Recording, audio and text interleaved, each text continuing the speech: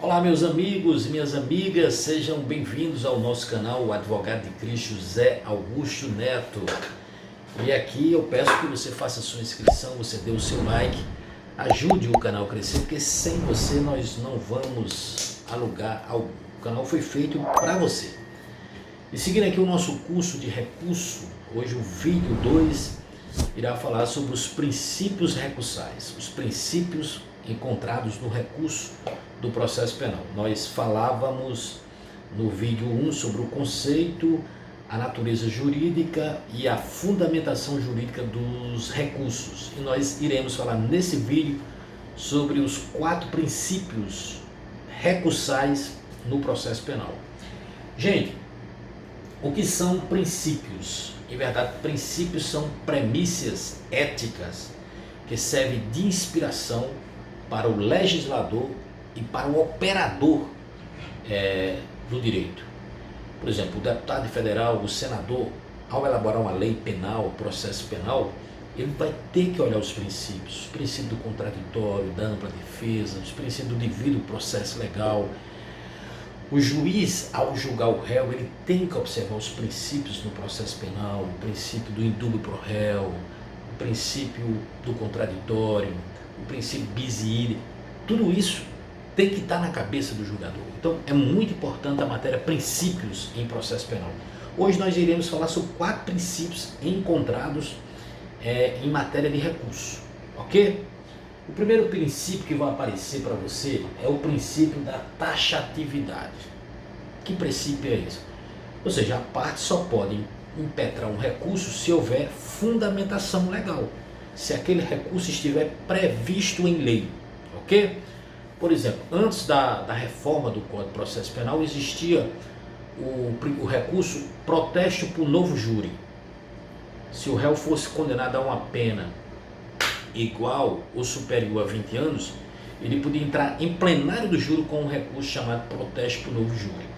Com a reforma do Código de Processo Penal, esse recurso foi abolido. Então, hoje, se você entrar com recurso de protesto por novo júri, você não poderia, o juiz nem sequer receberia, porque feriria o princípio da taxatividade, ou seja, não está mais na lei, ok?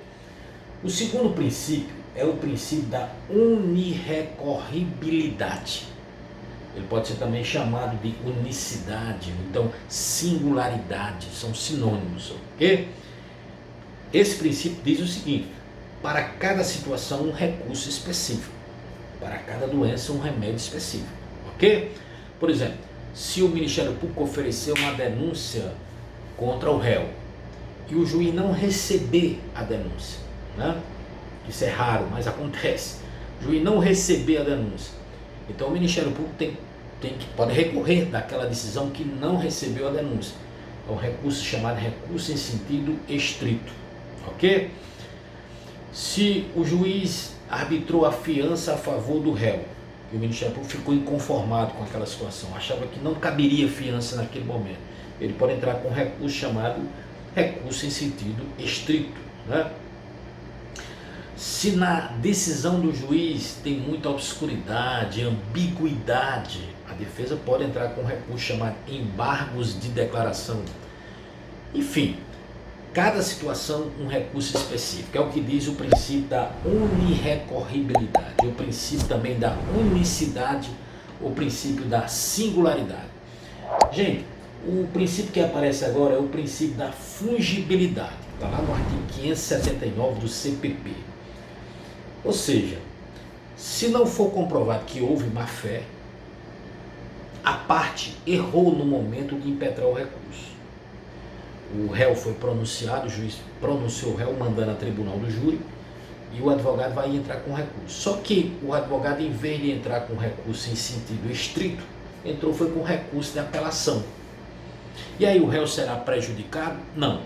O tribunal vai converter aquele recurso de apelação em sentido estrito para que o réu não seja prejudicado. Isso é chamado princípio da fungibilidade. Detalhe, não pode haver má fé da parte. Ela entrar com recurso propositadamente equivocado para ganhar tempo, né?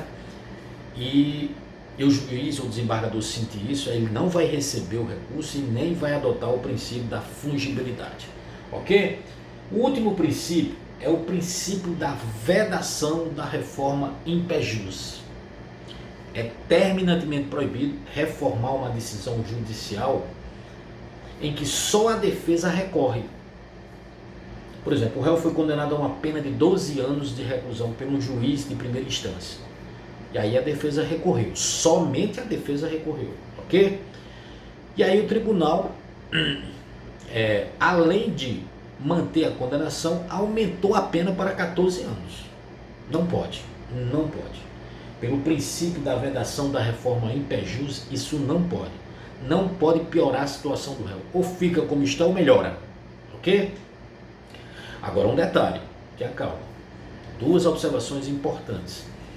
A primeira é o seguinte: se o Ministério Público também recorrer, essa decisão pode piorar para o réu, mesmo que a defesa também recorra. É o caso do presidente Lula, né? O Sérgio Moro condenou Lula num processo aí, não sei se foi do triplex, que condenou a pena de 8 anos e 6 meses, mais ou menos assim, e o Tribunal Regional do Rio Grande do Sul aumentou a pena. A defesa recorreu, mas o tribunal aumentou a pena. Por quê? Porque o Ministério Público também recorreu. Então aí não fere o princípio da reforma, da vedação da reforma in pé jus, ok? Outra observação em relação ao júri popular, em relação à soberania do Tribunal do Júri, que é o artigo 5º, inciso 38, a linha C, diz claramente que existe a soberania dos vereditos dos jurados. Então, se o réu foi condenado por homicídio simples, aí a defesa recorre. No novo júri, os jurados entenderam que o réu deveria ser condenado por homicídio qualificado. Isso pode? Pode. Não fere o princípio da vedação da reforma in pé jus em nome da soberania dos vereditos, ok? Então, meus amigos, é isso. O segundo tópico sobre recurso, o segundo vídeo, que foi princípios. Vamos fazer uma pequena revisão. O princípio da taxatividade é que você só pode impetrar um recurso se houver uma previsão legal. O princípio da unirrecorribilidade, da unicidade ou da singularidade é aquele princípio que para cada situação um recurso específico. O princípio da fungibilidade é aquele que, mesmo que a parte erre na impetração do recurso, o tribunal pode converter no recurso correto para que não haja prejuízo para a parte. E o princípio da vedação da reforma in pé jus, que é proibido reformar uma sentença para piorar a situação do réu, se só a defesa entrou com recurso, ok? Gente, um abraço.